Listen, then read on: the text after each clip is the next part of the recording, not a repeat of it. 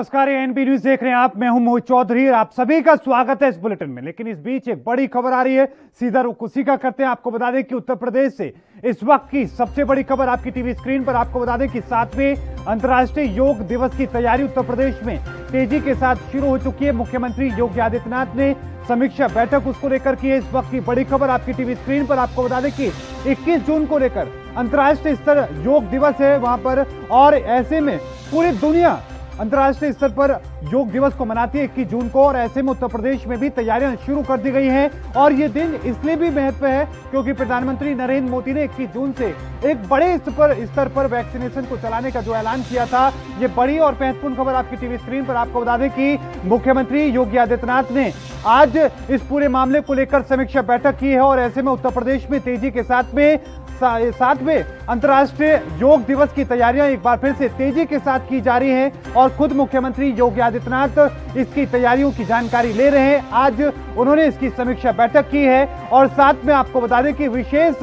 एक कार्यक्रम किया जाएगा, एक बड़े स्तर पर कार्यक्रम होगा। आपको बता दें कि कार्यक्रम को व्यवस्थाओं को लेकर आज मुख्यमंत्री ने यह बैठक की है। कोविड प्रोटोकॉल का जो पालन करना होगा, इस वक्त की बड़ी खबर आपकी टीवी स्क्रीन पर एनपी न्यूज आप तक पहुंचा रहा है।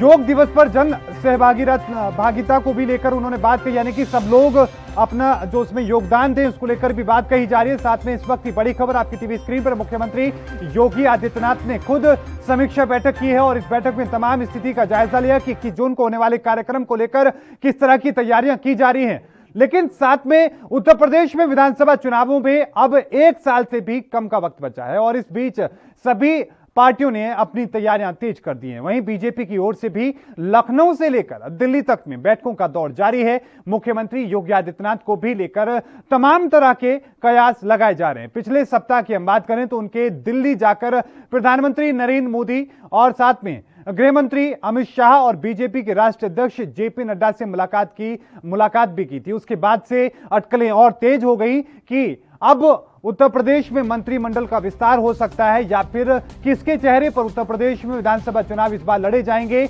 बीजेपी का चेहरा कौन होगा, इसको लेकर चर्चा हुई। हालांकि अब तक इस संबंध में कोई फैसला नहीं हो सका है। इस बीच मुख्यमंत्री योगी आदित्यनाथ को उत्तर प्रदेश विधानसभा का चेहरा बनाए जाने के सवाल पर डिप्टी सीएम केशव प्रसाद मौर्य ने खुलकर कोई जवाब नहीं दिया। केशव प्रसाद मौर्य ने कहा कि इस संबंध में फैसला केंद्रीय नेतृत्व की ओर से लिया जाना है। तो वहीं सभी दलों ने छोटे दलों को जोड़ने का सिलसिला शुरू कर दिया है, जहां पर बीजेपी छोटे दलों को जोड़ रही है और नेताओं को पार्टी में शामिल कर रही है, तो वहीं समाजवादी पार्टी भी छोटे दलों को जोड़ने की कोशिश में जुटी है और बीजेपी पर हमला कर रही है। हालांकि बसपा भी कार्यकर्ताओं में जोश भरने की कोशिश कर रही है, लेकिन बसपा के कई विधायक दूसरी पार्टियों में जाने की कोशिश में लगे हैं। अब ऐसे में छोटे दलों के नेता भी अब पूरे उत्साह में नजर आ रहे हैं। सहुलदेव भारतीय समाज पार्टी के अध्यक्ष ओम प्रकाश राजभर की हम बात करें तो उन्होंने कहा कि बीजेपी को अपने घुटनों पर ला दिया है, और साथ में इस बार उत्तर प्रदेश में आम आदमी पार्टी भी पूरे उत्साह के साथ मैदान में डटी हुई है।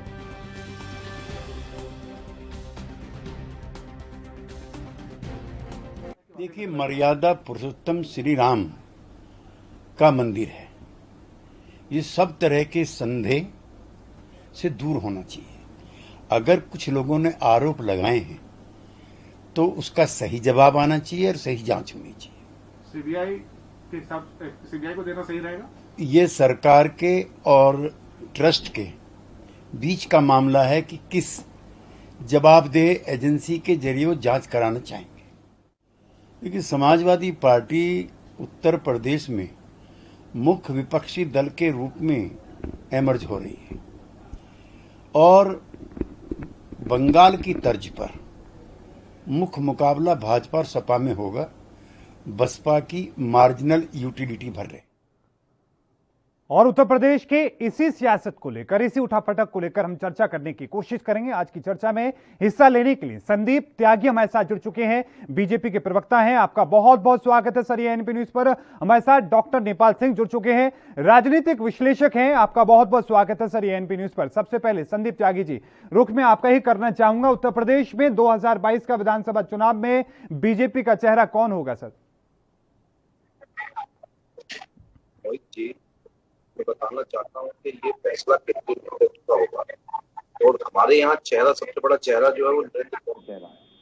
हम उत्तर प्रदेश का चुनाव हो, चाहे राजस्थान का चुनाव हो, मध्य प्रदेश का चुनाव, नरेंद्र मोदी के चेहरे पर चुनाव लड़ेंगे। नरेंद्र मोदी हमारे लिए सबसे बड़ा चेहरा है, हमारे माननीय प्रधानमंत्री हैं, हम उसके चेहरे पर चुनाव लड़ेंगे। लेकिन त्यागी जी, एक बात करें हम, पूर्व मुख्यमंत्री अखिलेश यादव ने बीते रोज ही हमला किया है। उन्होंने कहा कि इस बार नरेंद्र मोदी का चेहरा उत्तर प्रदेश में नहीं लाया जा रहा है, वो नहीं चाहते कि नरेंद्र मोदी के चेहरे को लाया जाए और मुख्यमंत्री के चेहरे पर लड़ने की कोशिश की जा रही है। इस तरह की बातें उनके द्वारा कही जा रही है, तंज कसने की कोशिश उन्होंने की। क्या प्रधानमंत्री मोदी के चेहरे के बजाय योगी आदित्यनाथ का चेहरा होगा? ये केंद्रीय नेतृत्व का फैसला होगा। मैंने बताया मोदी जी, केंद्रीय नेतृत्व का फैसला होगा। इस फैसले को केंद्रीय नेतृत्व करेगा। हमारे लिए दो चेहरे हैं, आदरणीय नरेंद्र मोदी जी, और हमारा दूसरा सबसे बड़ा चेहरा है कमल का फूल। हम कमल के फूल के चेहरे पर चुनाव लड़ेंगे और सत्ता में काबिज होंगे, सत्ता में। लेकिन अखिलेश यादव का ये आरोप है, उनका कहना है कि बीजेपी में चेहरे को लेकर लड़ाई हो रही है, चेहरे को लेकर आपस में तनातनी चल रही है। केशव प्रसाद मौर्य ने उसको लेकर बात भी कही, लेकिन क्या बीजेपी में किसी तरह का वाद विवाद चेहरे को लेकर हो रहा है? जिनके घर कुछ शीशे के उन्होंने पत्थर नहीं मारा करते। अखिलेश यादव को अपने ऊपर पहले अपने ऊपर देखे, दूसरों पर टिप्पणी ना करें। हमारे यहाँ किसी भी प्रकार का कोई चेहरे को लेकर विवाद ना तो पहले था ना आगे है। हमारे यहाँ बिल्कुल सब कुछ ठीक है, सब कुछ नॉर्मल है, कहीं कोई समस्या नहीं है। ये तो विपक्ष जो है देश को, प्रदेश को बदलाने का काम कर रहा है और माहौल खराब करने का काम कर रहा है। ऐसा कहीं कुछ नहीं है। हमारे यहाँ किसी भी प्रकार की चेहरे को लेकर कोई लड़ाई नहीं। ठीक है डॉक्टर नेपाल सिंह जी, रुख में आपका करना चाहूंगा। उत्तर प्रदेश की मैं बात कर रहा हूं और वहां पर बीजेपी के चेहरे को लेकर लगातार जो कयास लगाए जा रहे हैं, इस तरह की खबरें हैं कि प्रधानमंत्री नरेंद्र मोदी का चेहरा इस बार उत्तर प्रदेश में आगे नहीं किया जाएगा। बीते रोज अखिलेश यादव ने इसको लेकर तंज कसने की कोशिश की है। किस तरीके से आप देख रहे हैं सर?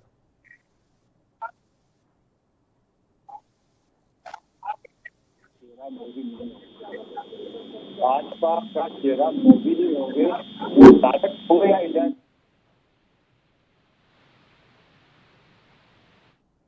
उनके साथ, मोदी के साथ योगी जुड़ेंगे या कोई मुद्दा जुड़ेगा या कोई जुड़ेगा, ये सब अपने चुनाव जैसे जितने नजदीक आएगा क्लियर होगा। लेकिन चेहरा मोदी ही होंगे। हाँ, एक प्रयास इस बात शुरू किया गया है बंगाल के चुनाव के बाद में कि मोदी चेहरे को बहुत ज्यादा बार एकदम फ्रंट पे ना ला के लड़ा जाए, उससे यदि रिस्क बढ़ जाता है, मोदी का रिस्क बढ़ जाता है। इसलिए ये सावधानी बीजेपी रख रही है और इस सावधानी के रखते हुए चेहरा देखो इसके साथ साथ लोग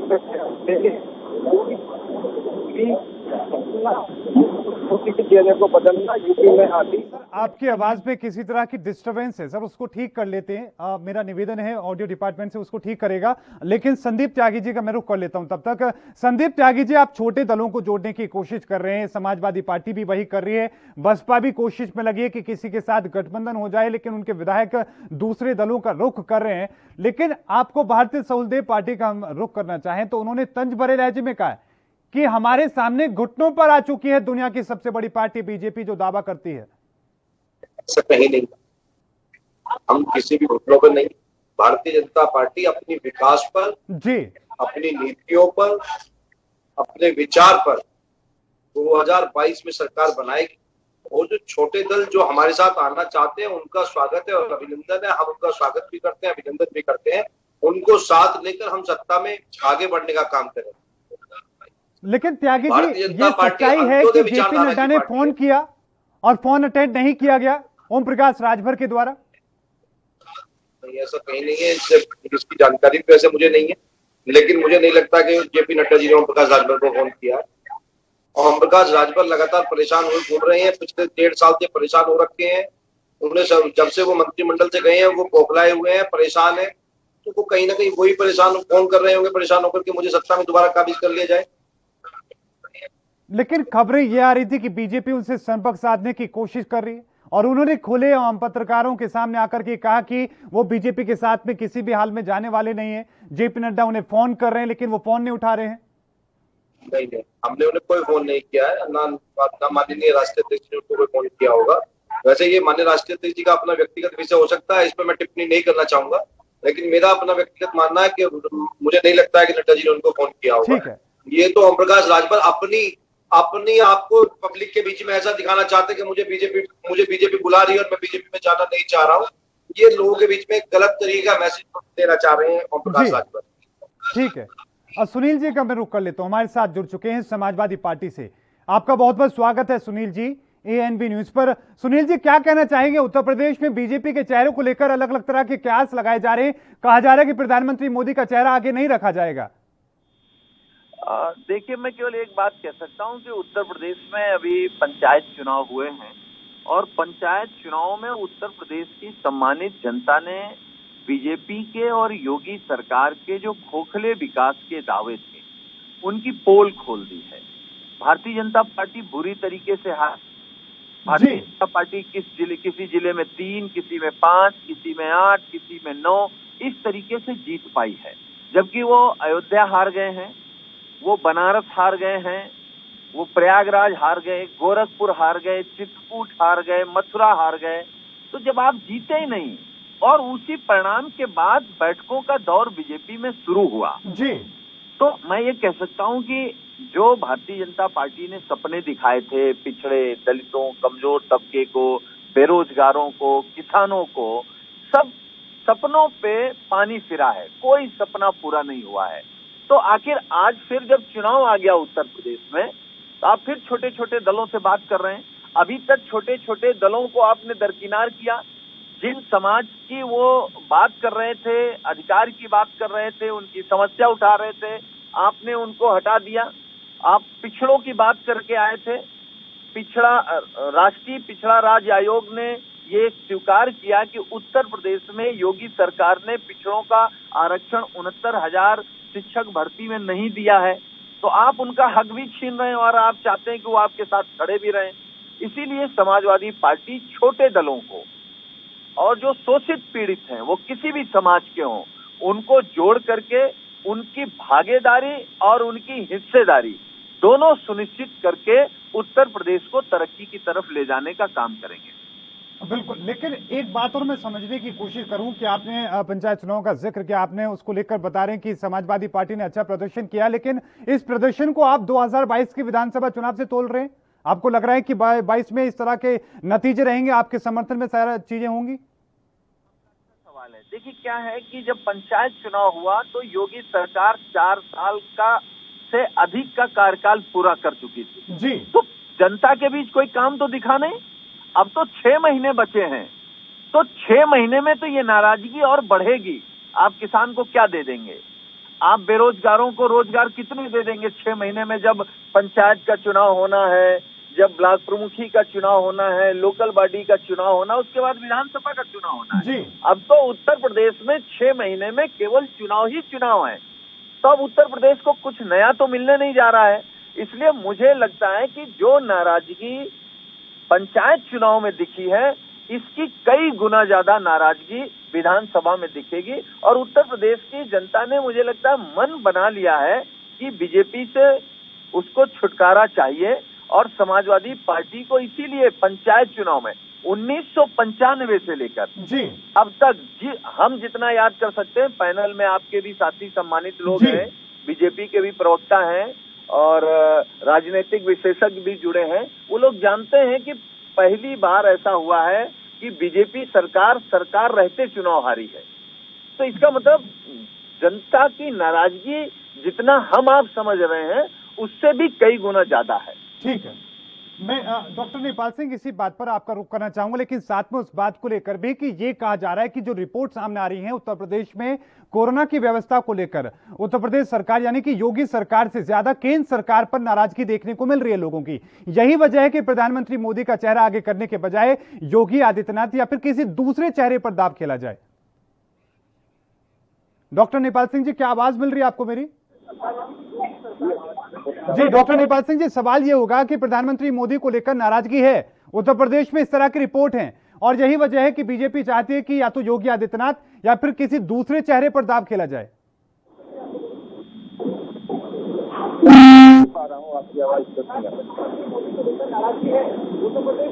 हम कोशिश करते हैं, आपकी आवाज भी हम तक सही तरीके तक नहीं पहुंच पा रही है, लेकिन एक बार फिर से त्यागी जी रुख में आपका करना चाहूंगा।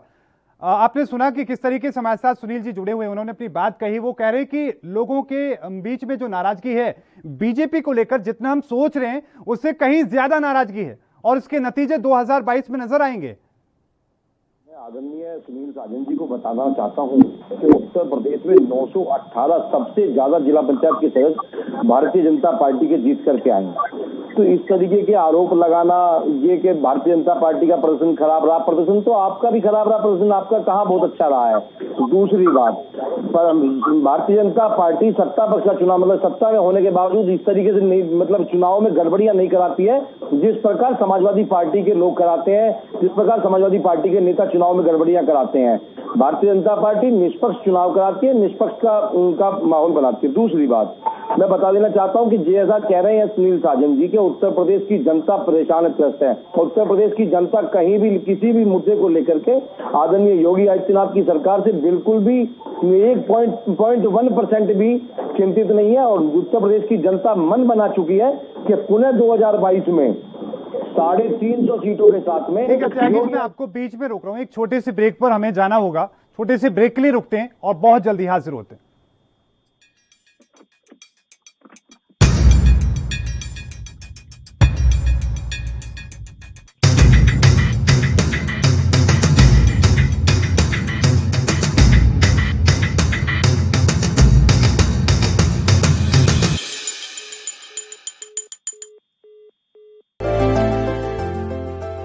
ਅੱਜ ਸਿਰਫ ਦੇਸ਼ ਹੀ ਨਹੀਂ ਬਲਕਿ ਪੂਰੀ ਦੁਨੀਆ ਹੀ ਕੋਰੋਨਾ ਤੋਂ ਜੂਝ ਰਹੀ ਹੈ। ਜਿੱਥੇ ਪਹਿਲੀ ਲਹਿਰ ਦੇ ਵਿੱਚ ਦੇਸ਼ ਦੇ ਨਾਲ ਹੀ ਪੰਜਾਬ ਨੇ ਵੀ ਸੰਘਰਸ਼ ਕੀਤਾ, ਉੱਥੇ ਹੀ ਦੂਜੀ ਲਹਿਰ ਵਿੱਚ ਪੰਜਾਬ ਦੀ ਕੈਪਟਨ ਅਮਰਿੰਦਰ ਸਿੰਘ ਸਰਕਾਰ ਨੇ ਠੋਸ ਫੈਸਲੇ ਲਏ ਨੇ ਤਾਂ ਜੋ ਕੋਰੋਨਾ ਦੇ ਫੈਲਾਅ ਨੂੰ ਰੋਕਿਆ ਜਾ ਸਕੇ।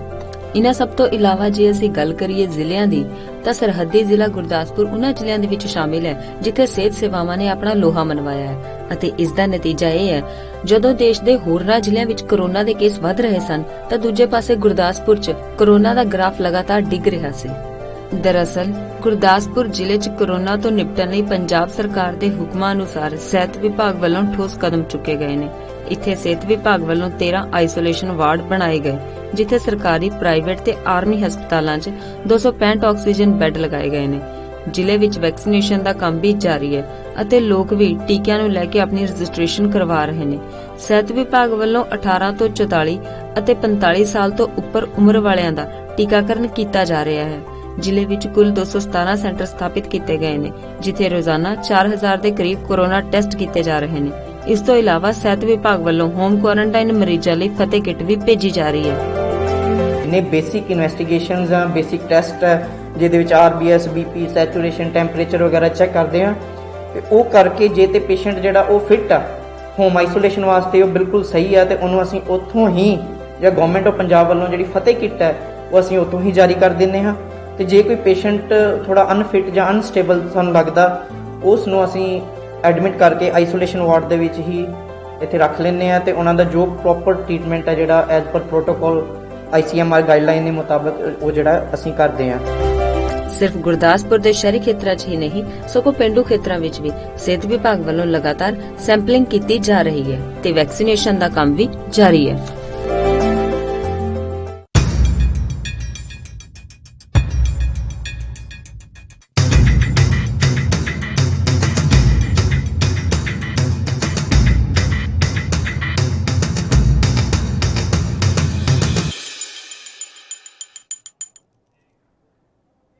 ब्रेक के बाद एक बार फिर से आपका स्वागत है। रुक करें चर्चा का, लेकिन उससे पहले इस बीच एक बड़ी खबर आ रही है उत्तर प्रदेश से। सीधा रुख उसी का करते हैं। आपको बता दें कि उत्तर प्रदेश सरकार ने एक बड़ा दावा किया है। आपको बता दें कि उत्तर प्रदेश सरकार का दावा है कि गेहूं खरीद में योगी सरकार ने रिकॉर्ड बनाया है। 14 जून तक 53.92 लाख मैट्रिक टन गेहूं की खरीद की गई है। यह दावा किया गया है उत्तर प्रदेश सरकार के द्वारा।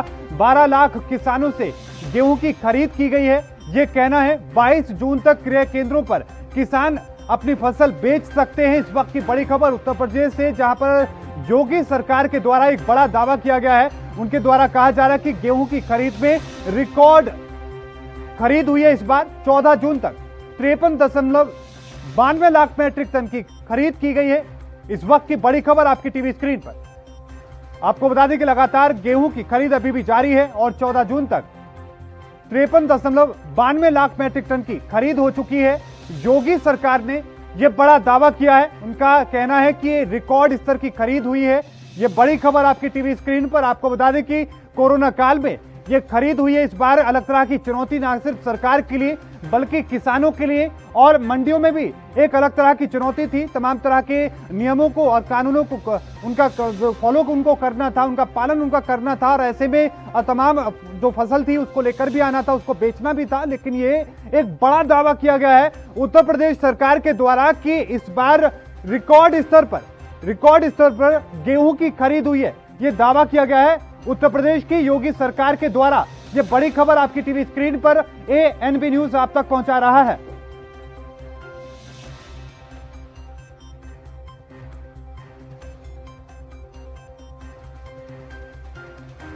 इस वक्त की बड़ी खबर आपकी टीवी स्क्रीन पर। उत्तर प्रदेश से आपको बता दें कि गेहूं खरीद को लेकर ये बड़ा दावा योगी सरकार के द्वारा किया गया। उनका दावा है कि ये रिकॉर्ड स्तर की खरीद की गई है।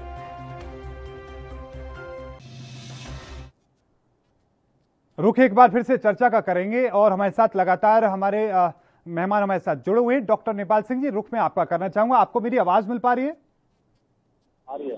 हाँ डॉक्टर नेपाल सिंह जी, सवाल मेरा ये था कि उत्तर प्रदेश में जिस तरह की रिपोर्ट सामने आ रही हैं वो ये है कि केंद्र सरकार से लोग ज्यादा नाराज हैं।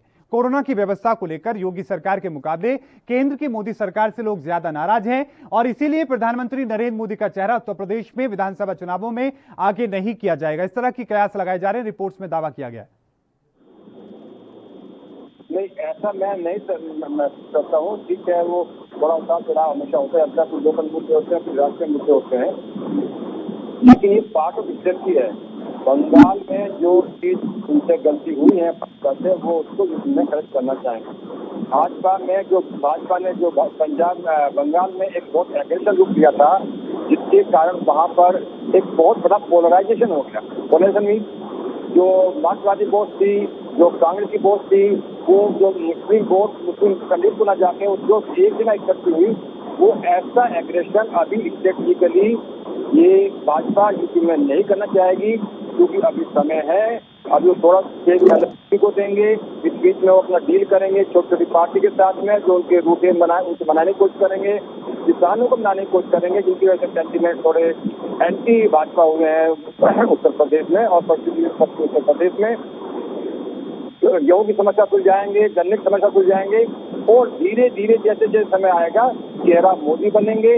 अलग अलग तरह के मुद्दे हैं, अलग अलग तरह के दावे होंगे, लेकिन एक जो तस्वीर है समाजवादी पार्टी की तरफ से भी लगातार यही दावा किया जा रहा है कि जिस तरीके के अभी हाल ही के पंचायत चुनावों में नतीजा उनके रहे हैं, जो जिस तरह का नतीजा रहा है उसको लेकर समाजवादी पार्टी खुश है और ये बीजेपी के लिए एक बड़े झटके के रूप में दिखाने की वो कोशिश कर रहे हैं। आपको क्या लग रहा है कि ऐसे ही नतीजे 22 में मिल सकते हैं और इनको एक बड़े स्तर पर देखा जाना चाहिए? समाजवादी पार्टी अपनी जो भी बात कह रही है, मुझे इसके बारे में कुछ ज्यादा कहना नहीं है, लेकिन मैं आपको किसी की बात बताऊं जो मैं एनालाइज कर रहा हूँ इसके लिए। भाजपा बहुत क्लियर है देश में। उसकी सबसे पहली क्लियरिटी है देश को कांग्रेस मुक्त बनाना। इसलिए उसने वो कुछ भी कोई केंद्र को टॉलरेट करेगी, आपको टॉलरेट करेगी, सबको टॉलरेट करेगी, जो सबसे पहले कांग्रेस को खत्म करेगी, क्योंकि कांग्रेस राष्ट्रीय पार्टी है और उसके नीचे छोटे दल इकट्ठा हो सकते हैं। नंबर 1। नंबर 2, तो जो बसपा का जो नया समीकरण बन रहा है, बसपा का भी इसमें बड़ा स्टेक लगा है और सबसे बड़ी थ्रेट इस बार ये बसपा को है, क्योंकि बसपा के पास जो 20% वोट जो मानी जाती है, उसमें 8-9% वोट वो है जो बहुत कमिटेड वोट है बहन जी। यदि वो 8-9% वोट मुस्लिम वोट के साथ नहीं जुड़ती हैं तो बसपा का अस्तित्व खत्म हो जाता है। और ऐसा मुझे महसूस हो रहा है, जो बंगाल का रिजल्ट बताते हैं कि बहन जी के साथ इस बार मुस्लिम नहीं जाएगा। अभी बहन जी के साथ मुस्लिम नहीं जाएगा तो बहन जी के पास कोई ऑप्शन बचेगा नहीं। उन 9% वोटों के सिवा उसके पास कोई वोट नहीं है। उसकी बार्गेन पावर ही यहीं से बढ़ती थी। जो 8-9% की कमिटी वोट थी, 10-12% वो अपनी और इकट्ठी करती है और मुस्लिम को इकट्ठे जोड़ के अपनी वोटों जिताती थी। तो इस बार थ्रेट पर सबसे ज्यादा बसपा है। यदि बसपा खत्म होती है तो उसका सीधा बेनिफिट भाजपा को होता है, क्योंकि बसपा से जुड़ी वोट तो फिर बाद में हिंदू हो जाती है।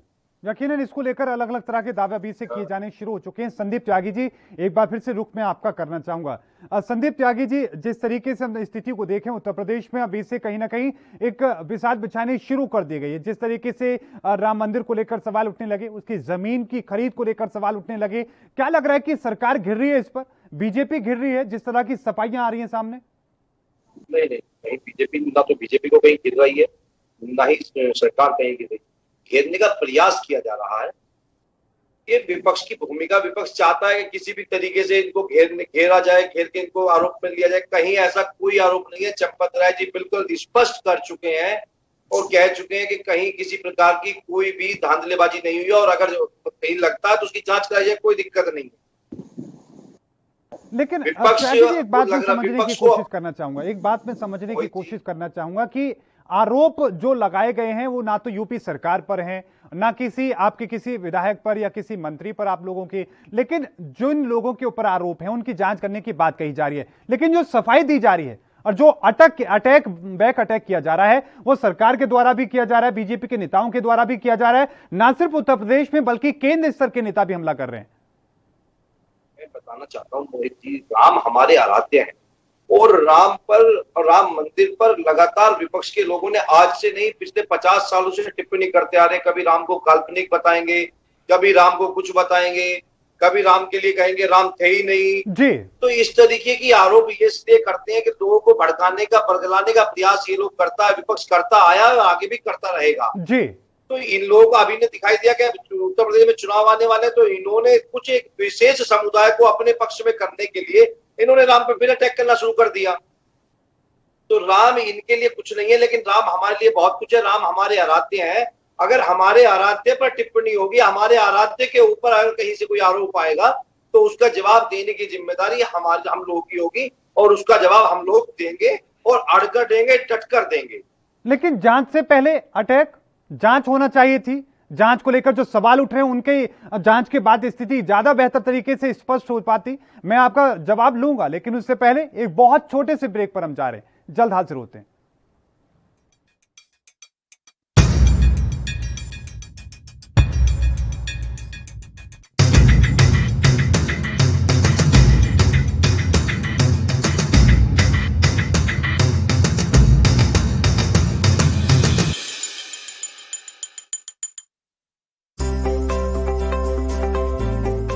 ਦੇਸ਼ ਦੇ ਨਾਲ ਹੀ ਪੂਰੇ ਪੰਜਾਬ ਵਿੱਚ ਵੀ ਕੋਰੋਨਾ ਵੈਕਸੀਨੇਸ਼ਨ ਮੁਹਿੰਮ ਪੂਰੇ ਜ਼ੋਰਾਂ ਤੇ ਹੈ। ਜਿੱਥੇ ਬਜ਼ੁਰਗ ਲਾਈਨਾਂ 'ਚ ਲੱਗ ਕੇ ਵੈਕਸੀਨ ਲਗਵਾ ਰਹੇ ਨੇ ਤੇ ਉੱਥੇ ਹੀ ਯੂਥ ਵੀ ਵੱਧ ਚੜ ਕੇ ਵੈਕਸੀਨ ਲਗਵਾਉਣ ਲਈ ਅੱਗੇ ਆ ਰਹੇ ਨੇ। ਜੇ ਅਸੀਂ ਹੁਣ ਤੱਕ ਦੀ ਗੱਲ ਕਰੀਏ ਤਾਂ ਪੰਜਾਬ ਵਿੱਚ 50 ਲੱਖ ਤੋਂ ਵੱਧ ਲੋਕਾਂ ਨੂੰ ਵੈਕਸੀਨ ਲੱਗ ਚੁੱਕੀ ਹੈ ਤੇ ਇਹ ਪੂਰੀ ਤਰ੍ਹਾਂ ਸੇਫ ਹੈ। ਜਿਸ ਹਿਸਾਬ ਨਾਲ ਕੋਵਿਡ-19 ਦੇ ਵਾਇਰਸ ਨੂੰ ਆਪਾਂ ਸਟੱਡੀ ਕੀਤਾ ਹੈ ਉਹਦੇ ਵਿੱਚ ਵੈਕਸੀਨੇਸ਼ਨ ਇੱਕ ਬਹੁਤ ਹੀ ਸਕਸੈਸਫੁਲ ਟ੍ਰੀਟਮੈਂਟ ਸਟ੍ਰੈਟਜੀ ਹੈ। ਸਾਰਿਆਂ ਨੂੰ ਹੀ ਲਗਵਾਉਣੀ ਚਾਹੀਦੀ ਹੈ। ਜਿੱਥੇ ਇੱਕ ਪਾਸੇ ਪੂਰੇ ਦੇਸ਼ ਦੇ ਨਾਲ ਹੀ ਪੰਜਾਬ ਵਿੱਚ ਵੀ ਵੈਕਸੀਨ ਲੱਗ ਰਹੀ ਹੈ ਤੇ ਉੱਥੇ ਹੀ ਦੂਜੇ ਪਾਸੇ ਕੁਝ ਲੋਕ ਵੈਕਸੀਨ ਨੂੰ ਲੈ ਕੇ ਅਫਵਾਹਾਂ ਉਡਾ ਰਹੇ ਨੇ। ਪਰ ਇਨ੍ਹਾਂ ਅਫਵਾਹਾਂ ਤੇ ਡਾਕਟਰਾਂ ਦੇ ਨਾਲ ਹੀ ਆਮ ਲੋਕਾਂ ਨੇ ਵੀ ਵੈਕਸੀਨ ਲਗਵਾ ਕੇ ਬ੍ਰੇਕ ਲਗਾਈ ਹੈ। ਅਫਵਾਹਾਂ ਤੋਂ ਬਚੋ, ਏਦਾਂ ਦੀ ਕੋਈ ਗੱਲ ਨਹੀਂ ਆ। ਅੱਗੇ ਵੱਧ ਕੇ ਇੰਜੈਕਸ਼ਨ ਲਵਾਉਣਾ ਚਾਹੀਦਾ। ਪਰ ਹੁਣ ਦੇਖ ਲਓ ਤੁਸੀਂ ਲਾਈਨਾਂ 'ਚ ਲੋਕੀ ਲੱਗੇ ਹੋਏ ਕਿ ਇੰਜੈਕਸ਼ਨ ਲਵਾ ਦਿਓ, ਪਰ ਉਹ ਪਾਗਲ ਥੋੜੀ ਜਿਹੜੇ ਲਾਈਨਾਂ 'ਚ ਲੱਗੇ ਹੋਏ ਆ ਇੰਜੈਕਸ਼ਨ ਲਵਾਉਣ ਨੂੰ। ਇਸੇ ਤਰ੍ਹਾਂ ਵੈਕਸੀਨ ਲਗਵਾ ਚੁੱਕੀ ਸੁਸ਼ਮਾ ਮੋਦਗਿਲ ਨਾਮ ਦੀ ਇੱਕ ਮਹਿਲਾ ਨੇ ਵੈਕਸੀਨ ਨੂੰ ਪੂਰੀ ਤਰ੍ਹਾਂ ਸੇਫ ਦੱਸਿਆ ਹੈ ਤੇ ਉਹਨਾਂ ਨੇ ਅਪੀਲ ਕਰਦੇ ਹੋਏ ਕਿਹਾ ਕਿ ਸਾਨੂੰ ਸਾਰਿਆਂ ਨੂੰ ਵੈਕਸੀਨ ਲਗਵਾਉਣੀ ਚਾਹੀਦੀ ਹੈ ਕਿਉਂਕਿ ਇਸ ਨਾਲ ਸਾਡੀ ਫੈਮਿਲੀ ਦਾ ਤੇ ਦੂਜਿਆਂ ਦਾ ਬਚਾਅ ਹੁੰਦਾ ਹੈ। मेरी लोगों से एक ही अपील है कि वैक्सीन जो है वो एक हमारा अधिकार है और इस अधिकार से हमें पीछे नहीं हटना चाहिए। ये हमें जरूर लगवानी चाहिए क्योंकि इसी से हमारे यहाँ जो बचाव है और बचाव में ही दूसरों का बचाव है। फर्स्टली हम जब खुद का बचाव करते हैं तभी हम अपनी फैमिली का बचाव करते हैं और दूसरों के साथ जब हम मिलते हैं तो शायद इसमें दूसरे पर्सन को भी हम सेफ रखते हैं। ਜ਼ਿਕਰਯੋਗ ਹੈ ਕਿ ਵੈਕਸੀਨ ਦੀ ਪ੍ਰਮਾਣਿਕਤਾ ਨੂੰ ਸਿੱਧ ਕਰਨ ਲਈ ਖੁਦ ਕੈਪਟਨ ਅਮਰਿੰਦਰ ਸਿੰਘ ਵੈਕਸੀਨ ਦੀ ਦੋਨੋਂ ਡੋਜ਼ ਲਗਵਾ ਚੁੱਕੇ ਨੇ ਤੇ ਉਹਨਾਂ ਨੇ ਵੈਕਸੀਨ ਨੂੰ ਪੂਰੀ ਤਰ੍ਹਾਂ ਸੇਫ ਦੱਸਿਆ ਹੈ ਅਤੇ ਉਹਨਾਂ ਨੇ ਸਾਰਿਆਂ ਨੂੰ ਵੈਕਸੀਨ ਲਗਵਾਉਣ ਲਈ ਅਪੀਲ ਵੀ ਕੀਤੀ ਹੈ।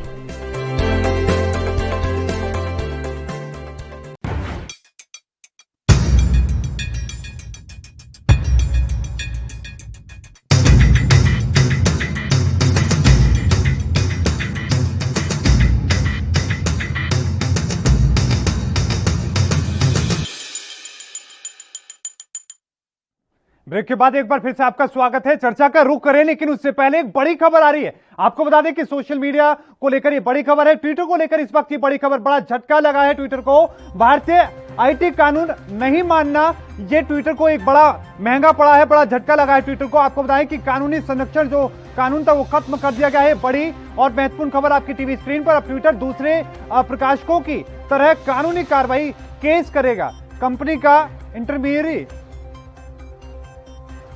इंटरमीडियरी के तहत उसके ऊपर कार्रवाई की जाएगी। बड़ी खबर आपकी टीवी स्क्रीन पर। आपको बता दें कि ट्विटर को बड़ा झटका लगा है। आपको बता दें कि इस वक्त की बड़ी खबर आपकी टीवी स्क्रीन पर। लगातार इसको लेकर विवाद देखने को मिल रहा था। ट्विटर को कई तरह की बातें कही गई थी, पत्र के जरिए भी, और कई तरह के निर्देश दिए गए थे, लेकिन ट्विटर ने वक्त मांगा था और साथ में जिस तरह की कार्रवाई करने को लेकर ऑफिस बनाने की बात कही गई थी, उसको लेकर भी बात कही गई थी, लेकिन सरकार ने उसको मानने से इनकार कर दिया। इस वक्त की बड़ी खबर आपकी टीवी स्क्रीन पर। अब तमाम जो बाकी जो भी लोग हैं उन्हीं की तरह कार्रवाई अब ट्विटर के ऊपर भी हो सकेगी। बड़ी खबर आपकी टीवी स्क्रीन पर। आपको बता दें कि भारतीय आईटी कानून को नहीं मानना, ये ट्विटर के लिए बड़ा झटका कहीं ना कहीं साबित हो रहा है कि जिस तरीके से कानून को मानने की लगातार बात कही जा रही थी, लेकिन ट्विटर के जो रवैया था वो कहीं ना कहीं रवैया ठीक तरीके से सामने नहीं आ पा रहा था, लेकिन अब उसको लेकर कार्रवाई के मूड में सरकार नजर आ रही है।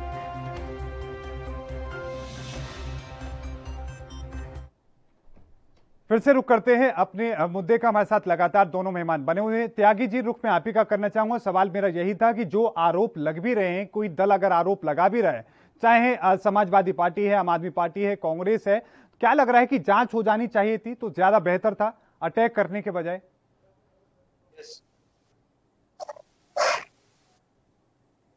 आवाज मिल रही त्यागी जी आपको मेरी? त्यागी जी की आवाज हम तक नहीं पहुंच पा रही। डॉक्टर नेपाल सिंह जी, मैं आपका करना चाहूंगा रुख। डॉक्टर नेपाल सिंह जी, जो बीजेपी का एक एजेंडा भी रहा है और लगातार राम मंदिर के नाम पर, भगवान राम के नाम पर जिस तरीके की बैटिंग बीजेपी करती है वो बाकी के दल नहीं कर पाते हैं। क्या लग रहा है कि एक बार फिर से पिच पर बीजेपी के लिए अच्छा मौका मिला है और ये विपक्ष के लिए झटका है, जितनी तेजी के साथ ही इस मुद्दे को उठाया जा रहा है? एक गलती बहुत जल्दबाजी में समाजवादी पार्टी से हुई है। समाजवादी पार्टी को यह सावधानी रखनी चाहिए कि राम मंदिर से जुड़े हुए किसी भी मुद्दे में उसको इन्वॉल्व नहीं होना चाहिए, क्योंकि उसके लिए कोई भी सुनवाई करने के लिए देश में किसी भी तरह का नागरिक तैयार नहीं होगा।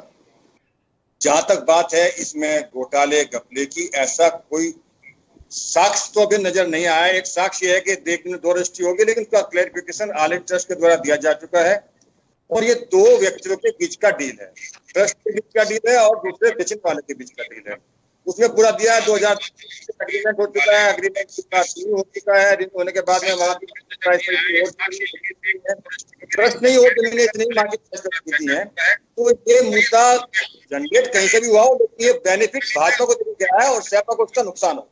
लेकिन एक हम तस्वीर देखें कि समाजवादी पार्टी के कुछ लोगों ने इस मुद्दे को उठाया, लेकिन इसको कैच करने की कोशिश आम आदमी पार्टी ने भी की और आम आदमी पार्टी ने बल्कि आरोप यहां तक लगा दिए कि संजय सिंह के आवास पर हमला हुआ और कांग्रेस भी इसको हाईजैक करने की कोशिश में रही। राहुल गांधी ने इसको लेकर ट्वीट किए। क्या लग रहा है कि बीजेपी को उतना ही फायदा हो रहा है? नहीं, देखिए ये जो आम आदमी पार्टी है, जो संजय सिंह है, मेरे हिसाब से वो दूसरा ओवैसी है। वो डायरेक्टली और इनडायरेक्टली अपने इस तरह के वक्तव्य से भाजपा को बेनिफिट देता है जी। इससे संजय सिंह को कोई फायदा नहीं होने वाला है, इससे आम आदमी पार्टी को फायदा नहीं हो रहा, लेकिन इससे इस मुद्दे को छेड़कर और इस मुद्दे छेड़ने के बाद में इस मुद्दे को लगा के दूसरी चीजों ध्यान हटके इसका बेनिफिट सीधे सीधे भाजपा होगा, क्योंकि इसमें कोई जांच वाला कोई विषय बचता नहीं है और इसमें ऐसा कोई घोटाला की साक्ष्य भी नजर नहीं आ रहे हैं। यकीनन। संदीप त्यागी जी का रुख करना चाहूंगा। संदीप त्यागी जी, मेरा सवाल यह था कि अगर किसी बात को लेकर आरोप लगाए भी जा रहे हैं या सवाल उठ भी रहे हैं तो उसकी जांच करा देनी चाहिए, ज्यादा बेहतर रहेगा उनके ऊपर अटैक करने के बजाय जो लोग आरोप लगा रहे हैं। ये फैसला ट्रस्ट का था जी, लेकिन आरोप राजनीतिक लोग लगा रहे हैं। इन लोगों को, जिन लोगों ने आज तक मतलब राम मंदिर को बनने नहीं दिया, राम मंदिर का फैसला नहीं होने दिया, कोर्ट पे खड़े रहे, लगातार दरवाजे खटखटाते रहे कोर्ट के, उन लोगों का ध्येय है कि राम मंदिर ना बने। उनका सिर्फ आरोप लगाना उनका काम है, आरोप लगाकर वो उससे खड़ा करना चाहते हैं। दूसरी जो विपक्ष एक विशेष समुदाय है उसको अपने पक्ष में करना चाहते हैं, जातिगत आंकड़ों मतलब चुनाव के मद्देनजर उसको अपने साथ खड़ा करना चाहते हैं, और इनका कोई ध्येय नहीं है। राम को ना ये कभी मानते थे, ना कभी आज मानते हैं, ना पहले कभी माना इन्होंने, ना मुझे लगता है भविष्य में कभी मानेंगे, क्योंकि राम इनके लिए काल्पनिक है, राम इनके लिए कुछ नहीं है। सिर्फ राम इनके लिए ट्विटर पर लिखने के लिए है, बाकी इनके लिए कुछ नहीं है। राम हमारे आराध्य है, हम राम को मानते हैं। तो राम के लिए अगर कहीं भी कोई भी समस्या कुछ भी होगा तो हम उसके लिए अड़कर डटकर सामना करेंगे। ठीक है डॉक्टर नेपाल सिंह जी, मैं भी इसी कमेंट पे आपका भी कमेंट लेना चाह रहा था कि जिस तरीके से बीजेपी लगातार ये बात कहती है कि हमारे आराध्य हैं भगवान राम, और समाजवादी पार्टी किसी एक विशेष समुदायों को ये दिखाने की कोशिश करती है कि हम रोड़ा अटकाने की कोशिश कर रहे हैं, हम रोकने की कोशिश कर रहे हैं मंदिर के काम को। क्या लग रहा है कि इससे समाजवादी पार्टी को या किसी दूसरी पार्टी को फर्क पड़ रहा है, उनको फायदा मिल रहा है? नहीं, देखिए मैंने बताया ना इसको, ये गलती केजरीवाल ने शुरुआत चुनाव में की थी, लेकिन बाद में करेक्ट कर लिया था अपने आपको हनुमान मंदिर जाके। हाँ, समाजवादी पार्टी जितने राम मंदिर मुद्दे को छेड़ने की कोशिश करेगी उसका पूरा फायदा भाजपा को जाएगा और ये उसके लिए सुसाइडल इफेक्ट होगा। आप ये देखिए ना, ट्रस्ट ने जमीन खरीदी, ट्रस्ट ने पेमेंट किया, ट्रस्ट के पेमेंट के उसके बाद में उन्होंने एक ऑब्जेक्शन उठाया, ट्रस्ट ने उसका क्लियर दिया, भैया 2010 से इसका एग्रीमेंट था, 3 बार रिन्यू। तो इसमें जांच का कोई ऐसा प्रश्न आता नहीं है, कोई ऐसा सरकारी घपला तो हुआ नहीं है। 2 पार्टी के बीच का, ट्रस्ट के बीच में, परचेजर के बीच में, इससे डिस्टेंस बनाना चाहिए था। जहां तक बात है कम्युनिटी की फेवर की बात की, समाजवादी पार्टी के जो वोट है, जो माइनॉरिटी वोट है, वो तो उसको जाएंगी, क्योंकि उन्होंने ये निश्चय कर लिया है कि यदि भाजपा को कोई टक्कर देता है तो समाजवादी पार्टी दे सकती है। इसलिए उसकी चिंता उसको छोड़कर अपनी हिंदू वोटों को बिखरने से रोकना चाहिए। लेकिन भाजपा चाहेगी कि समाजवादी पार्टी को इसमें कहीं, देखिए बंगाल में भी हुआ था, जय श्री राम कहा तो जय श्री राम में ममता उलझ गई, तो पहले 3 फेज में जय श्री राम ही उनको निकाल के ले गया। जी कोरोना ना आता तो हो सकता है वहां पे स्थिति बिल्कुल बदल जाती, कोरोना सीजन। तो ये जितना भी समाजवादी ये गलती करेगी, समाजवादी उतना ही बेनिफिट भाजपा को देगी। लेकिन एक बात जो कहा जाता था कि कांग्रेस के जो मूल वोटर्स हैं उनमें दलित शामिल थे, ब्राह्मण वोट बैंक उसमें शामिल थे, मुस्लिम उसमें शामिल थे, और उनसे वो तीनों ही दूर चले गए। कुछ लोग बसपा में चले गए, कुछ लोग समाजवादी पार्टी में चले गए। अब चूंकि आम आदमी पार्टी की एंट्री हो रही है उत्तर प्रदेश में, तो क्या लग रहा है कि वो भी एक बेस बनाने की कोशिश कर रहे हैं, इस तरह के बयान देकर, इस तरीके से अटैक करके बीजेपी पर? नहीं, स्वाभाविक है, मैंने बताया ना, ये एक नए ओवैसी आए हैं, ये कोशिश करेंगे कि शायद कुछ हिंदू वोट हमारे साथ जो जुड़ी हैं उनके साथ कुछ मुस्लिम वोट बढ़ के हमारे यहाँ कोई पैर लग जाए। लेकिन मुझे नहीं लगता कि ऐसा कोई पैर जमा पाएंगे वो, और अपनी स्थिति को खराब करके जाएंगे। पंजाब और दिल्ली के मुकाबले में उत्तर प्रदेश की राजनीति बिल्कुल विभिन्न है, और जो केजरीवाल और उनके स्ट्रेटजी सोच रहे हैं वो इसके बारे में बिल्कुल गलत सोच रहे हैं। यहाँ वो स्ट्रेटजी काम नहीं करेगी जो पंजाब में और दिल्ली में चला सके। तो यूपी की राजनीति बिल्कुल क्लियर होती जा रही है। इस बार की जो लड़ाई होगी वो सीधे सपा और भाजपा में होगी। छोटे दल कुछ इधर मिलेंगे, कुछ उधर मिलेंगे, और यदि कोई नुकसान मुझे दिखाई दे रहा है, सिर्फ मुझे एक ही नुकसान दिखाई दे रहा है, बहन जी से। यदि बहन जी का नुकसान ऐसा हो सकता है कि कहीं बहन जी भाजपा के लिए नुकसानदायक ना बन जाए। यदि उनकी वोट कटेंगे तो वो हिंदू वोट कटेंगी, और वो हिंदू वोट कटने का मतलब है भाजपा को सीधे सीधे नुकसान। और यदि वो हिंदू वोट कट के भाजपा से हटेंगी तो सपा का वोट जो कंसोलिडेट हुआ है वो बहुत अच्छी लीड लेने की कोशिश में आ जाएगा। ठीक है, संदीप त्यागी जी का रुख करना चाहूंगा। संदीप त्यागी जी, क्योंकि 22 के चुनावों की इस बार उत्तर प्रदेश के एक अलग तरह के से देखा जा रहा है, कई राजनीतिक दल हैं वो वहां पर अपनी किस्मत आजमा रहे हैं और कुछ नए राजनीतिक दलों की एंट्री हुई है। उत्तर प्रदेश में आप किस तरह के जो दलों से संपर्क साध रहे हैं, किस तरीके से आप रणनीति बना रहे हैं, क्या कुछ आपकी रणनीति है, किस तरीके से आप गठबंधन करने की कोशिश कर रहे हैं? क्योंकि बीते रोज अखिलेश यादव भी बयान दे चुके हैं कि वो छोटे दलों को अपनी ओर खींचने की कोशिश कर रहे हैं, वो भी उनसे संपर्क साध रहे हैं। तो बीजेपी किस तरीके से संपर्क साध रही है और क्या कर रही है? जनता पार्टी अपने विकास के मुद्दों को लेकर के छोटे दलों से संपर्क साध रही है, उनसे चर्चा कर रही है कि किस तरीके से हमने 2017 से 22 के बीच में हमने विकास किया है और विकास कर रहे हैं। उन्हीं मुद्दों को लेकर के उन्हीं समुदाय के, उन्हीं समाज के लोगों के पास में नेताओं से संपर्क करके उनसे बात कर रही है। दूसरी बात, ये काम केंद्रीय नेतृत्व का, इस काम को केंद्रीय नेतृत्व उत्तर प्रदेश के प्रभारी आदरणीय राधा मोहन सिंह सभी लोग कर रहे हैं। इसमें मैं ज्यादा टिप्पणी और ज्यादा ब्रीफिंग में नहीं जाना चाहता। ठीक है, जीतू शर्मा हमारे साथ जुड़ चुके हैं, समाजवादी पार्टी के प्रवक्ता हैं। आपका स्वागत है सर एएनबी न्यूज पर। जीतू जी, रुख में आपका करना चाहूंगा और राम मंदिर के मामले को खासतौर पे मैं लेना चाहूंगा। अभी जिस तरीके से बीजेपी ने अपनी बात कही राम मंदिर के मामले को लेकर, जिस तरह के जो बयान आ रहे हैं समाजवादी पार्टी की तरफ से, आरोप ये लगाया जा रहा है कि आप भगवान राम के मंदिर के निर्माण में बाधा डालने की कोशिश कर रहे हैं। देखिए, हम लोगों ने पूरे प्रूफ के साथ कागजी तौर पर सारी चीजें दिखाई।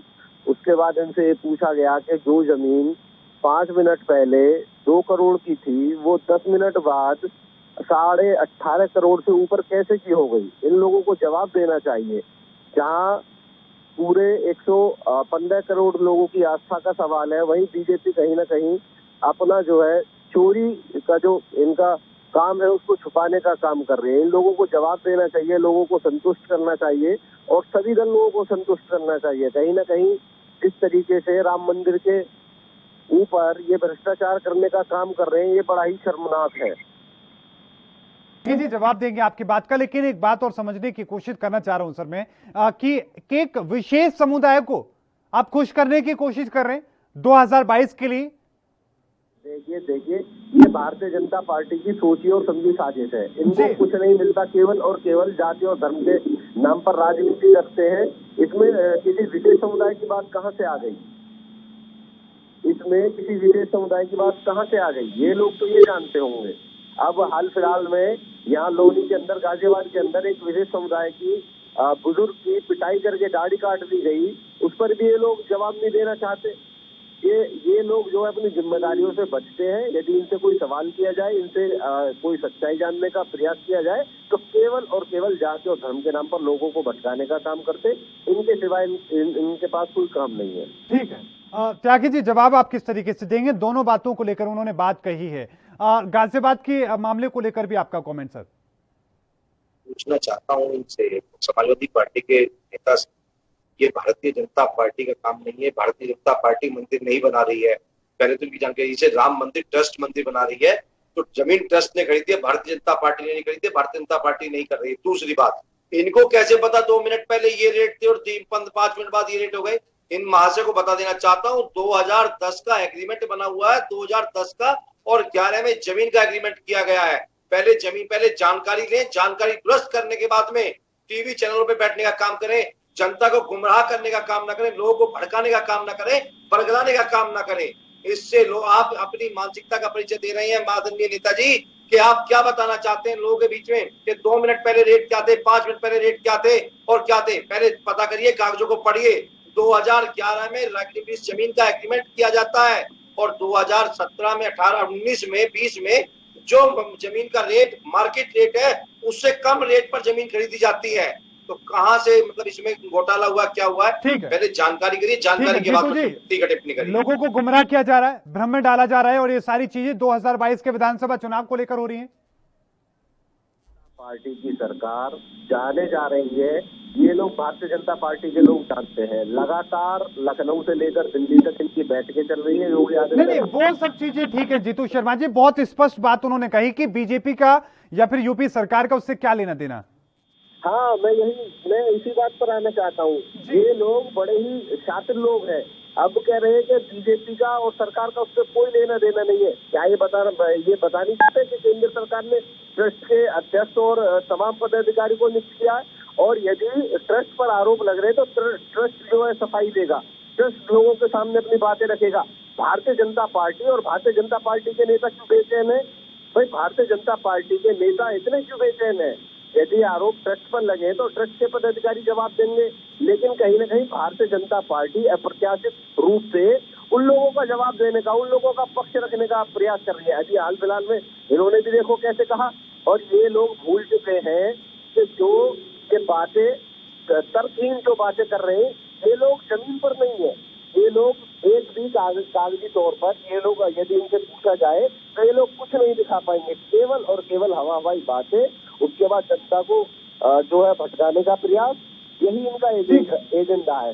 और 2022 के, ठीक है त्यागी जी, आखिरकार अगर आप लोगों के नाम नहीं है, आप लोगों के ऊपर अटैक नहीं, तो सफाई आप लोग क्यों दे रहे हैं? सफाई हम इसलिए दे रहे हैं क्योंकि इन लोगों ने इससे पहले भी विपक्ष पिछले 50 साल से 60 साल से लगातार विपक्ष यही काम करता रहा है। राम पर आरोप लगाता हुआ आ रहा है। तो राम के लिए अगर लड़ने का काम, राम मंदिर के लिए लड़ने का काम अगर कोई यहाँ कर रहा है तो भारतीय जनता पार्टी का कार्यकर्ता कर रहा है। और हर वो हिंदू कर रहा है जिसके राम आराध्य हैं। राम मंदिर का विरोध, राम का विरोध वो लोग कर रहे हैं, राम मंदिर का विरोध वो लोग कर रहे हैं जो बाबर की विचारधारा से विचारधारा को मानते हैं, जो मुस्लिम विचारधारा को लेकर के चलने वाले लोग हैं, वो राम मंदिर का विरोध कर रहे हैं, वो राम मंदिर पर आरोप लगा रहे हैं, वो राम मंदिर ट्रस्ट पर आरोप लगा रहे हैं।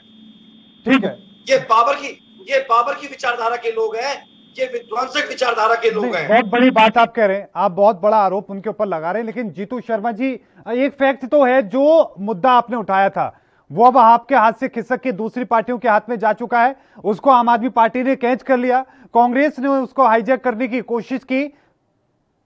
देखिए, विपक्ष की जिम्मेदारी है, कोई भी दल हो वो सरकार को घेरने का काम करे, सही मुद्दे पर घेरने का काम करे। आपको लगता है कि नुकसान हो रहा है इससे समाजवादी पार्टी का? नुकसान ये हो रहा है कि जिस तरीके से बीजेपी अब आप लोगों को भगवान राम का विरोधी दिखाने की कोशिश कर रही है, वो दिखाने की कोशिश कर रही है कि आप लोग मंदिर बनाने में रोड़ा अटका रहे हैं।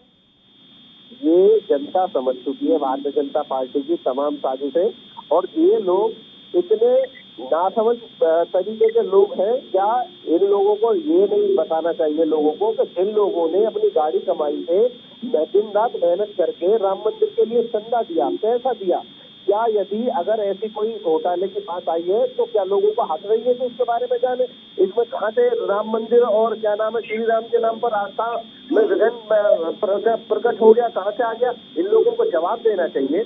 भाई, लोगों ने पैसा दिया है, ये कोई पैसा कोई चोरी का पैसा नहीं है, लोगों की मेहनत का पैसा है, और यदि इसमें घोटाले हुए तो जवाब भी लोग मांग रहे हैं। क्यों नहीं देना चाहते जवाब? ये कह रहे राम मंदिर पर सवाल उठा दिया और क्या नाम है मुस्लिम विचारधारा। अरे भाई, पीडीपी के साथ आप सरकार बनाते हैं, पीडीपी कितनी कैसी पार्टी है दुनिया जानती है। जहाँ आप सरकार बने बात कर रहे हैं सर, और भी दलों के साथ उनके रहे, लेकिन वो आपके ऊपर जो अटैक कर रहे हैं वो बुनियादी तौर पर वो पुरानी घटनाओं का जिक्र करते हैं। गोली जो चलाई गई थी कार सेवकों पर, उसको जोड़ने की कोशिश करते हैं, इस तरह की बातें करते हैं। राजनीतिक विश्लेषक भी मेरे साथ हैं और इनके अलावा और भी जो सियासी पंडित हैं उनका भी यही मानना है कि इससे विपक्ष को ही नुकसान हो रहा है। देखिए, संवैधानिक दायरे में कोई भी मुख्यमंत्री हो उसको जो है कार्य करने का, आदेश देने का अधिकार होता है। ये लोग नहीं जानना चाहते हैं बस ये, क्योंकि उसको बीजेपी ने यही दिखाया है सर। कार सेवकों को मरवाने का काम मुख्यमंत्री का होता है, उन्हें पता नहीं, स्वीकार किया है। केवल एक तरफा मानसिकता की बात करते हैं ये लोग। क्या इस बात पर जवाब देंगे कि जब मुख्यमंत्री जी शपथ लेते हैं तो उसमें हर जाति धर्म के बराबर सम्मान की बात की जाती है? या आज अगर हमारा मंदिर बन रहा है तो उस पर कोई किसी तरीके का हमला किया? मैं वहां जाना ही नहीं चाहता, वो पुरानी घटना है। मैं सिर्फ ये कहना चाह रहा हूं कि उस घटना को लेकर आप लोगों को जिस तरीके से भगवान राम का विरोधी दिखाने की कोशिश की गई, उसको बल्कि आप और मजबूत कर रहे हैं इस तरह के सवाल उठा के।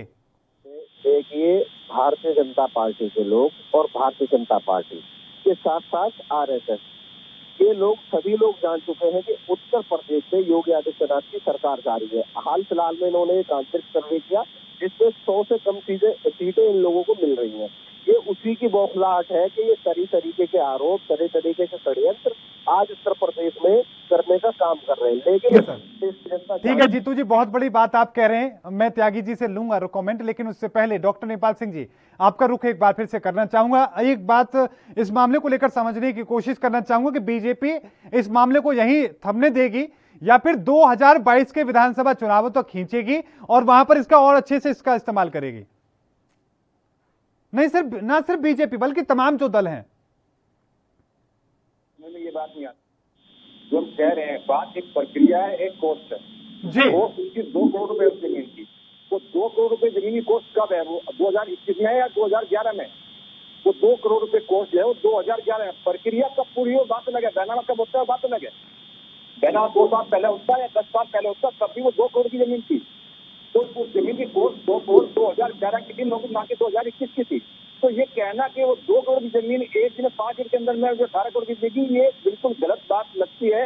इसको कोई भी स्वीकार नहीं करेगा। हाँ, मुद्दे के लिए बात अच्छी हो सकती है, मुद्दा दोनों पार्टी को मिलेगा, बट इसमें मुझे लगता है इसमें भाजपा को ज्यादा फायदा मिलेगा और विपक्ष को जितना इसको छेड़ेंगे उतना नुकसान मिलेगा। विपक्ष के पास जाएगा सर 22 तक, 6 महीने तक खींचा जाएगा इसको। हाँ, मुझे तो इसके बाद वो जुड़ने चले जाएगा ना। अब उसके साथ जुड़ जाएगा कि उन्होंने गोली चलाई थी, उसके साथ जुड़ जाएगा कि कपिल सिब्बल ने विरोध किया था, उसके बाद जुड़ जाएगा कि शशि थरूर ने विदेश में जाकर कहा था कि राम तो है, फिर इसमें और चीजें जुड़ जाएंगे। धीरे धीरे मुद्दा जुड़ता जाएगा, ये मजबूत मुद्दा बढ़ जाएगा। कड़ी से कड़ी बना करके इसको खींचने की कोशिश वहां तक होगी। हो जाएगा, महंगाई का मुद्दा आउट हो जाएगा, कोरोना का मुद्दा आउट हो जाएगा यकीनन। और लड़ाई जो आकर इसी मुद्दे पर जुड़ जाएगी। सिर्फ कहता और बात होगा, बाकी पार्टी खत्म हो जाएंगी। बिल्कुल बिल्कुल। त्यागी जी, रुख में आपका करना चाहूंगा, हम तो चेहरे की बात कर रहे थे कि चेहरा कौन होगा, लेकिन ये तो बहुत बड़ा दावा कर रहे हैं जीतू जी। उनका कहना है कि उत्तर प्रदेश की जो रिपोर्ट सामने आई है उसमें बीजेपी को 100 से भी नीचे सीटें मिल रही हैं। तो अच्छी बात है, ख्याली पुलाव बनाने चाहिए, ख्याली पुलाव खाने चाहिए, अच्छी बात है। इन लोगों ने ख्याली पुलाव बना रखे हैं, अच्छी बात है, बहुत खुशी की बात है कि उन्हीं ख्याली पुलाव में खोए रहे। ऐसा कहीं नहीं, समाजवादी पार्टी पिछली बार भी 45 पर थी, विपक्ष में बैठने की स्थिति में नहीं थी, और अब की बार भी विपक्ष में बैठने की स्थिति में नहीं होगी। ऐसी स्थिति इन लोगों की होने जा रही है। ये लोग इस बात से वाकिफ नहीं है कि ये लोग पिछली बार भी विपक्ष की, मतलब कि जो विपक्ष को बहुमत चाहिए था वो नहीं था इनके पास में, और अब की बार भी इनकी स्थिति बद से बदतर होने जा रही है। ये मैं आपसे आज कह रहा हूँ, आज की तारीख और समय नोट कर लें समाजवादी पार्टी के नेता, इनकी स्थिति बद से बदतर होने जा रही है। ठीक है जीतू जी, आपकी खुद की पार्टी को लेकर वो बात कर रहे हैं कि आपकी स्थिति और ज्यादा बिगड़ने वाली है, लेकिन एक सवाल जीतू जी मेरा भी होगा कि आप किस तरीके से 22 की तैयारी कर रहे हैं? गठबंधन की बातें कही जा रही है, क्या बसपा के साथ फिर से गठबंधन होगा? देखिए, बड़े दलों के साथ हम किसी के साथ गठबंधन नहीं कर रहे हैं। पिछला अनुभव हमारा कुछ ठीक नहीं रहा है, लेकिन छोटे दलों को हम साथ लेकर चुनाव लड़ेंगे। ये हमारे भाजपा के साथी, ये मुझे लगता है या तो ये बहुत नासमझ है या इनको जानकारी नहीं है। इन लोगों को कम से कम जनता को ये बताना चाहिए। पिछली बार बीच में रोक रहा हूँ, एक छोटे से ब्रेक पर हम जा रहे हैं, कोशिश करें कि हम निजी ना जाएं किसी के ऊपर, लेकिन रुकते हैं, एक छोटे से ब्रेक लें, जल्द हाजिर होते हैं।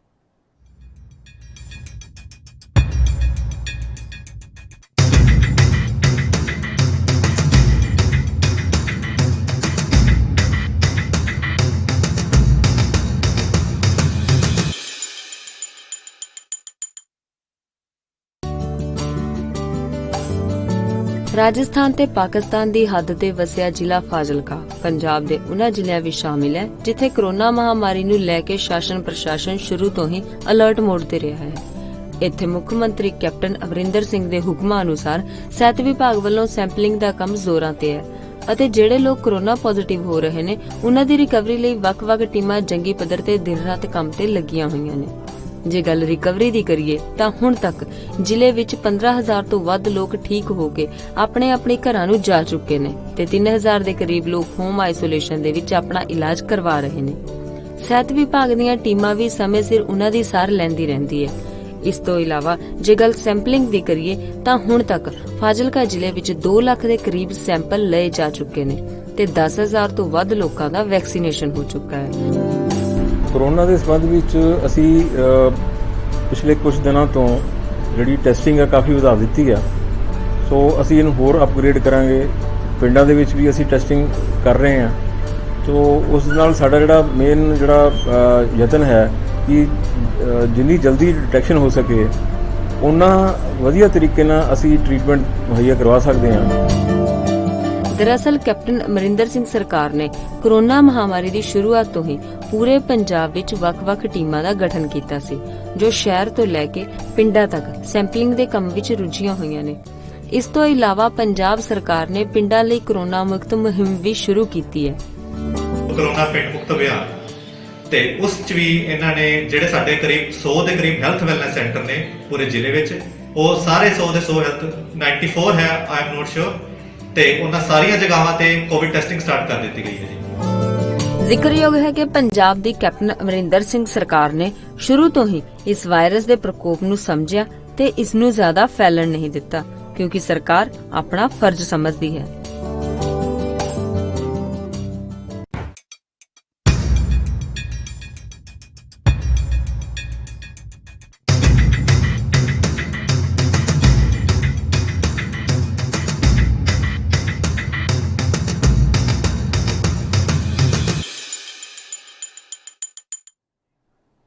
ब्रेक के बाद एक बार फिर से आपका स्वागत है, लेकिन इस बीच एक बड़ी खबर आ रही है, सीधा रुख उसी का करते हैं। आपको बता दें कि इजराइल से इस वक्त की बड़ी और महत्वपूर्ण खबर आपकी टीवी स्क्रीन पर। आपको बता दें कि इजराइल का फिलिस्तीन के साथ तनातनी का सिलसिला एक बार फिर से तेज होता नजर आ रहा है। गाजा से नाराज इजराइल ने सीज फायर तोड़ दिया है। ये बड़ी खबर आपकी टीवी स्क्रीन पर। आपको बता दें कि बीती रात गाजा पट्टी के ऊपर एक बार फिर से एयर स्ट्राइक की गई है इजराइल के द्वारा, और साथ में ये आरोप लगाया गया है कि इजराइल ने आरोप लगाया कि गाजा के द्वारा जो अटैक किया गया था और उसके बाद में उन्होंने ये पलटवार किया है। इस वक्त की बड़ी खबर आपकी टीवी स्क्रीन पर। आपको बता दें कि दक्षिणी गाजा शहर के खान यूनुस इलाके को निशाना बनाया गया है। इसराइल का गाजा पर एयर स्ट्राइक किया गया है। इस वक्त की बड़ी खबर आपकी टीवी स्क्रीन पर एएनपी न्यूज आप तक पहुंचा रहा है। आपको बता दें कि हाल ही में इसको लेकर दोनों के बीच में सीज फायर का समझौता हुआ था और उसके बाद में एक बार फिर से शांति की तस्वीर देखने को मिली थी, लेकिन एक बार फिर से ये सीज फायर को तोड़ने की तस्वीर भी सामने आई है। रात को अटैक किया गया है, एयर स्ट्राइक के जरिए अटैक किया गया है। साथ में इसराइल ने यह कहा है कि गाजा के द्वारा पहले अटैक किया गया है।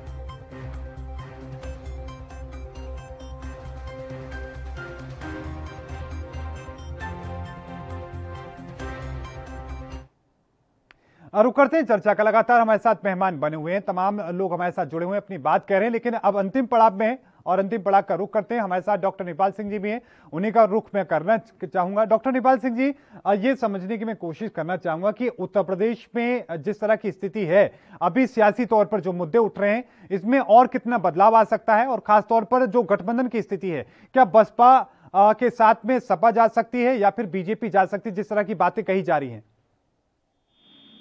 देखिए, बसपा के साथ सपा का गठबंधन तो नहीं होगा, ये इस बात से थोड़ा इंगित हो रहा है कि जो के विधायक हैं उनके विधायकों के साथ बातचीत चल रही है। माननीय लेकिन जिस तरह की मायावती के साथ जो बयान दे रही हैं वो बीजेपी के लिए कहीं ना कहीं फायदेमंद है। इस तरीके से वो अटैक ओपनली नहीं कर रही हैं, तो क्या बीजेपी के साथ एक संभावना ये बनेगी, यदि अंत में ऐसा कुछ लगता है तो मायावती जी का जो गठबंधन होगा वो आइडियोलॉजिकली भी और कंफर्टेबिलिटी के हिसाब से भी वो भाजपा के साथ हो सकता है, सपा के साथ का नहीं होगा। सपा की वोट उसको कभी ट्रांसफर नहीं होगी, उसकी सपा की वोट उनको कभी ट्रांसफर नहीं होगी। लेकिन एक जो बहुत ही स्वाभाविक संगठन बनता है वो बसपा और भाजपा का ही बनेगा जी बनेगा। यदि ऐसा नहीं बनता तो सभी संस्थान भाजपा। यकीनन त्यागी जी, एंडिंग कमेंट आपका लेना चाहूंगा। क्या बसपा के साथ किसी तरह के गठबंधन की संभावना जता रहे हैं आप लोग? ये फैसला केंद्रीय नेतृत्व का, इसका फैसला केंद्रीय नेतृत्व करेगा। ठीक है, जीतू शर्मा जी, आखिरी कमेंट आपका बसपा के साथ। देखिए, बसपा के साथ हमारा कोई गठबंधन नहीं रहेगा, छोटे दलों के साथ हम चुनाव लड़ेंगे और आने वाले समय में 2022 में सरकार बनाएंगे। ठीक है, बहुत बहुत धन्यवाद आप तीनों मेहमानों का अपना कीमती वक्त हमारे साथ साझा करने के लिए और आज की इस चर्चा में हिस्सा लेने के लिए। तो तीनों मेहमान हमारे साथ जुड़े। कोशिश ये थी कि उत्तर प्रदेश में जिस तरीके से चेहरे को लेकर चर्चा चल रही है कि बीजेपी में आखिरकार कौन चेहरा हो सकता है, साथ में उत्तर प्रदेश में जो विधानसभा चुनावों को लेकर रणनीति तैयार की जा रही है तमाम राजनीतिक दलों के द्वारा, उसको लेकर हमने चर्चा करने की कोशिश की। लगातार खबरों के लिए देखते रहे एएनबी न्यूज। मुझे दीजिए इजाजत, धन्यवाद।